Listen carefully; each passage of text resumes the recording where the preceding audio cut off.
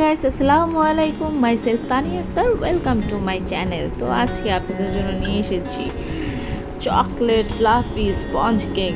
আর হ্যাঁ, এই কেকটা কিন্তু শুধুমাত্র আপনার 5টা ডিম, কর্নফ্লাওয়ার আর ময়দা আর চিনি দিয়ে। আমি এখানে কোনো বেকিং পাউডার, বেকিং সোডা কোনো কিছু ইউজ করে নেই। এটার জন্য পুরো কেকের এই রেসিপিটা আপনারা না টেনে দেখবেন, তাহলেই বুঝতে পারবেন যে কেকটা কতটা ফ্লাফি আর স্পঞ্জ হয়েছিল।